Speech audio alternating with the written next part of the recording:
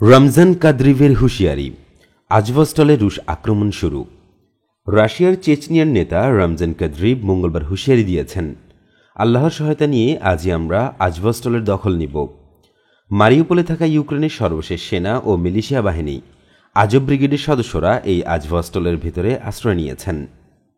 মারিউপোলের আজভস্টলে থাকা ইউক্রেনীয় সেনাদের স্থানীয় সময় মঙ্গলবার দুপুর পর্যন্ত আত্মসমর্পণ করার সময় বেঁধে দিয়েছিল রাশিয়ার প্রতিরক্ষা মন্ত্রণালয়, কিন্তু এই সময়ের মধ্যে ইউক্রেনের বাহিনী আত্মসমর্পণ করেনি। এর কিছুক্ষণ পর এক অডিও বার্তায় রমজান কাদ্রিভ হুঁশিয়ারি দেন, আজই আজভস্টলের দখল নেব। এদিকে রমজান কাদ্রিভ এমন ঘোষণা দেওয়ার কিছুক্ষণ পরেই মারিউপোলের মেয়রের একজন উপদেষ্টা জানিয়েছেন, আজভস্টলে বোমা হামলা শুরু করেছে রাশিয়ার সেনারা।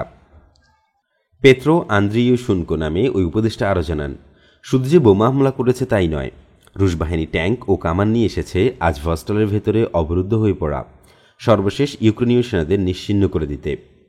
তিনি আরও জানান, মারিউপোলের জনবহুল এলাকাগুলোতে ব্যাপক হামলা চালাচ্ছে রাশিয়া।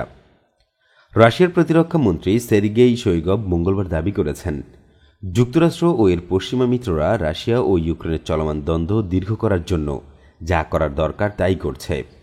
মঙ্গলবার প্রতিরক্ষা মন্ত্রণালয়ের কর্মকর্তাদের সঙ্গে এক বৈঠকে এমন মন্তব্য করেন রুশ প্রতিরক্ষামন্ত্রী। ইউক্রেনে যুক্তরাষ্ট্র ও পশ্চিমাদের বিপুল পরিমাণ অস্ত্র পাঠানোই বোঝাচ্ছে তারা চায় ইউক্রেনের শেষ মানুষটি থাকা পর্যন্ত যুদ্ধ হোক। সের্গেই শোইগু জানান, রাশিয়া এখন দনবাসে বিশেষ সামরিক অভিযান চালাচ্ছে। তাদের লক্ষ্য দোনবাসের লুহানেস্ক ও দোনেস্কের জনগণকে স্বাধীন করা এবং সেখানে স্থিতিশীলতা আনা।